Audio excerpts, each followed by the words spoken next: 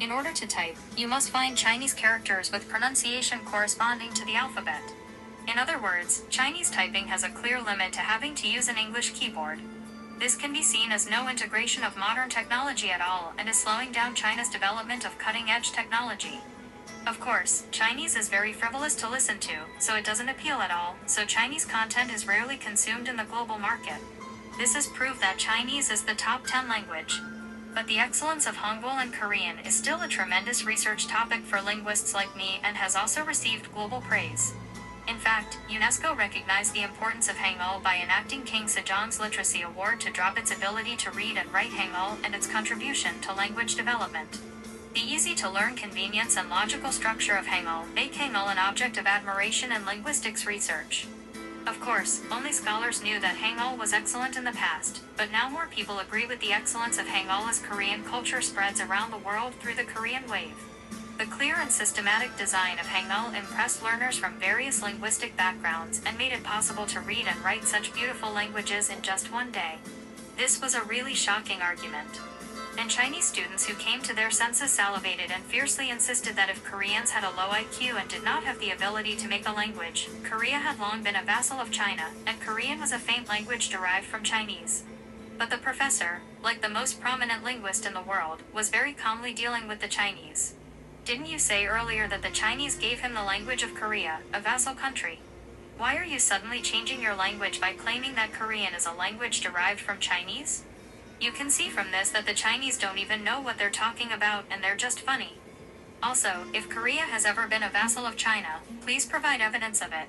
Then Chinese students pushed unseen videos and SNS posts circulating in the Chinese community as evidence. The professor laughed dumbfounded by the appearance of these Chinese people and soon continued his shocking argument. Do the Chinese think that these fabricated community posts and videos that don't even have sources can be evidence? So could that be true if I were to claim that the Chinese are less evolved peoples? Your argument is just a false claim with no evidence. And it doesn't make sense that Koreans have low IQ. It has already been proven through numerous studies that Koreans have the highest IQ in the world. And recently, there is also evidence that the reason why Koreans have high IQ is related to the language of Korean they speak. First of all, the design of Hangul is very systematic and logical, and these characteristics can promote cognitive development from an early age. The clear correlation between the unique letter shape and vocal sound of Hangul helps children understand the language structure more intuitively, and early exposure to this well-organized language system improves pattern recognition and problem-solving skills, and increases intelligence. In addition, Korean encourages accurate and analytical thinking by using food structures that represent grammatical relationships. Therefore, Koreans pay attention to small details of language, such as nuances, conveyed by other verb endings from an early age, and we contribute greatly to improving IQ by improving memory and concentration. In other words, it is not surprising that Koreans' IQ is the highest in the world. However, Chinese people have a poor intelligence index compared to other East Asian countries, even though the average IQ of East Asian countries is very high. This is partly because Chinese people do not have a genetically high IQ, but the difference in language quality is clear, so Chinese people can never beat Koreans. The professor's logical speech left all Chinese students speechless. He continued his logical speech with clear evidence and research results, and we couldn't overcome his claim. But soon after that, Professor J was instigated by a Chinese student who was definitely a scammer who spread false facts for receiving Korean bribes, and this instigation spread to all the students inside the classroom, leading to violent situations. In the end, the professor, who could not overcome the Chinese abusive language and violent behavior, had to rush out of the classroom and evacuate.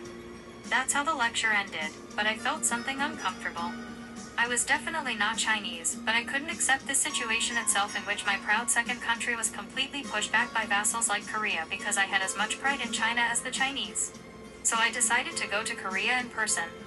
Obviously, Chinese colleagues said that Koreans respect China, which has always helped them historically, so only Chinese-speaking Chinese people treat the valley with great treatment, and I thought that if they were servanted by such Koreans, I would be able to shake off this uncomfortable feeling.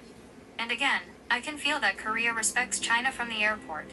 Everywhere there were signs and information in Chinese, and there were quite a few places where store signs were written in Chinese characters. As expected, I'm a language. Professor Hack's argument was all a lie, and I thought that most Koreans really wanted to become Chinese beyond their vassal countries. China has historically helped South Korea a lot, and South Korea deserved to serve North Korea and China, and such traditions seem to have been passed down to this day, but there were some regrets. Obviously, Chinese friends said that Koreans are ethnic minorities in China, so most Koreans can speak Chinese. But do I speak Chinese and ask Koreans something? Because they didn't understand Chinese, but rather stared at me like a bug and left without saying a word. But when I sensed something strange and spoke to Koreans in English, Koreans generously helped me with kindness that was different from when I asked questions in Chinese, and even walked with me for 30 minutes and took me to my destination. This was a really strange situation. Considering my experience, Koreans hated China very much, rather than serving China, and it seemed that there was not a single Korean who could speak Chinese. On the other hand, considering that Chinese language continues to be heard here and there in Korea, it seems that the Chinese people are traveling tremendously to Korea. The Chinese seem to ignore and hate Korea on the outside, but in reality, no one liked and respected Korea as much as they did. I continued my trip to Korea puzzled by the appearance of the two countries, which was completely different from this expectation, and I only continued to witness shocking scenes. In particular, I still can't forget when I arrived at Gyeongbokgung Palace. Obviously, since Korea is a vassal of China, Gyeongbokgung Palace was definitely far from the traditional Chinese style, contrary to the Chinese claim that all historical sites in Korea are Chinese style. Gyeongbokgung Palace looked like a masterpiece of traditional Korean architecture and clearly showed the beautiful balance and harmony. The palace arrangement followed the principles of geometry along with buildings arranged to respect the natural scenery and create a sense of balance, and major buildings, including Junjeongjeon Hall and Jayang-Oru Pavilion, were arranged in a straight line with Gyeoksan Mountain to the north, and these buildings in harmony with nature were hard to see even in the wide China, so I had no choice but to fall in love with Gyeongbokgung Palace at a glance. In addition, the palace featured amazing architectural details, including beautifully painted eaves, intricate wood sculptures, and traditional Korean tiles, and the vibrant color of danchong adorned the wooden structure while adding to the visual charm of the palace. This didn't even overlap with the Chinese architectural style at all, and I really wonder if Korea is a vassal state of China. I just felt absurd. Rather, Korean buildings, which were vassals, were much more beautiful and magnificent than Chinese buildings. But for a while, I was shocked to witness a scene that was really unexpected. It was because a group of Asian tourists were causing inconvenience in Gyeongbokgung Palace. They were blocking the front of the gate as a group, ignoring the existence of all other visitors and taking pictures for several minutes. They were even not hesitant to push other tourists into restricted areas, daydream, or even climb onto cultural assets to take pictures in good composition.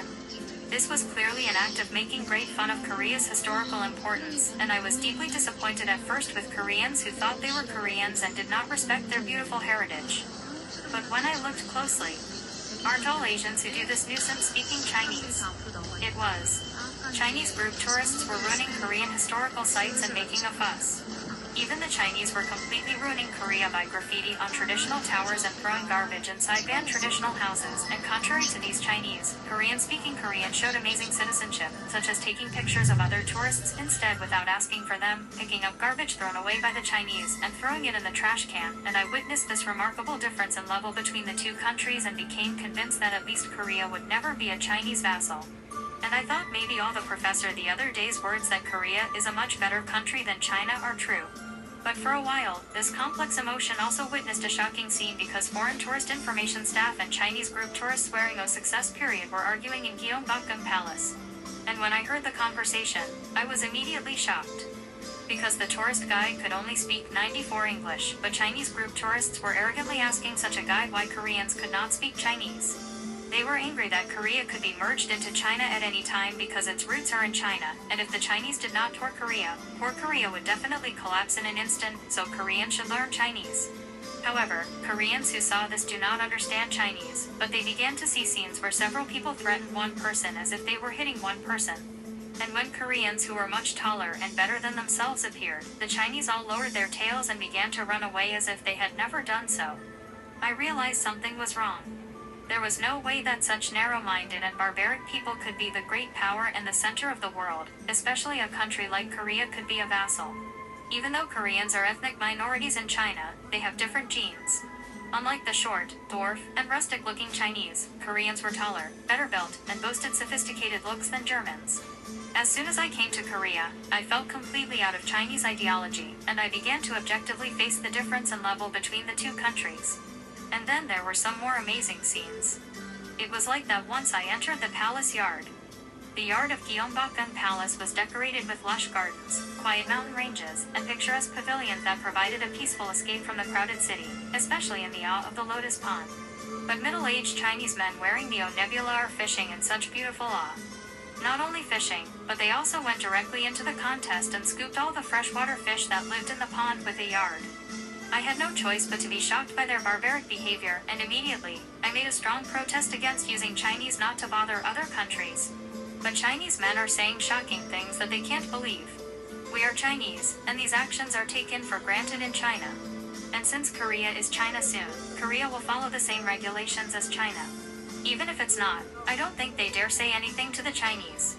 Only then did I have an intuition that Chinese people were not communicative people and quietly report to the staff in charge of Gyeongbokgung Palace. I grew up in a rich village in China and went to a university that is considered quite prestigious in China. If you look at the upper class of China, you didn't know much about it because you grew up, but this was what the Chinese actually looked like. Of course, the upper class of China also talked nonsense about Korea being a vassal of China and Koreans respecting the Chinese, so you can see that China itself has no future. Anyway, I saw the inconvenience of Chinese people who were proudly defecating in the bushes of Gyeongbokgung Palace, Chinese children who urinated on the wooden pillars of the palace, and Chinese children who could not even urinate and eventually took off their cranes. And when I saw countless Chinese signs at the airport, I recalled my experience of thinking that Korea was a vassal state of China, and on second thought, the Chinese words on those signs were not very pleasant. As with Chinese signs throughout Korean tourist attractions, there were only negative logs such as "Don't steal all the Chinese words in Korea," "Don't cut in line," "Be quiet," and "Don't urinate here." And yet, there are just plain urine marks next to those signs. On the other hand, signs written in English were often written to convey information, so some Chinese people caused so much trouble in Korea that Korea seemed to have no choice but to put the budget aside. Especially, it was so easy to distinguish Chinese people in Korea. Koreans were very civic and considerate people, so they used to approach and help foreigners who looked puzzled as if they were lost by carrying their trash to the end without quieting in public places or dumping trash without permission. And the other way around was all Chinese. I just closed my eyes on these shocking realities. These experiences seemed to deny all my experiences in China, and I felt very ashamed and sorry for recognizing Korea as a vassal state like China, but Korea did not let these temples go until the end. As I was returning to my accommodation with my head down like that, I saw a store selling cute goods in the downtown area. I went into the store as it was because I thought that seeing cute goods would soothe my depression of denying my life. But isn't the store saying, "Don't steal things," only in Chinese? Seeing that such words were not written at all in Korean or English, this was like a writing written only to inform the Chinese. I didn't know if I had any feelings for China at that time. I thought this was too blatant, so I used English to warn the store owner who looked Korean. I admit that the Chinese are rude and barbaric. But that said, it's wrong to assume that all thieves are Chinese. I think it would be better to write down the same text in Korean and English and attach it. Then the store owner must have been telling an amazing story. I'm also Chinese. I really didn't want to do this to the same compatriots, but the only people who really steal things are Chinese. At first, I tried everything I could, such as increasing the number of CCT ratios or revealing the thief's face. But the people who stole things were always Chinese who wore tattoos with 5-star red flags or wore key rings with Chinese flag badges, and I'm seriously considering closing the store because the Chinese stole things so much. However, Koreans never steal things. Rather, they witness Chinese thieves and caught them if they caught them. Never do anything shameful to yourself. I don't know why. I don't know if it's because Korea has a much higher economic level than China or because of its higher education level, but anyway, I'm really tired of Chinese people who open their pockets in the same compatriot. For a moment, I wanted to say that Koreans are higher than Chinese people because of innate factors, not acquired factors, but only came out of the store with their mouths shut. And that interwar realized that they had been completely fooled in China, and they decided to go ahead with their dropout from Chinese universities. I felt that living as a well frog with a brainwashed education in China was meaningless, and I am currently planning a new start in Korea, where everything is perfect. I am afraid of a new start, but I am sure that Korea, which has put 4 billion people in a sense of inferiority, is a true advanced country and a powerful country with something to learn. That's all I've been preparing. Thank you very much for applying for the number, and please let me know your subscription and likes.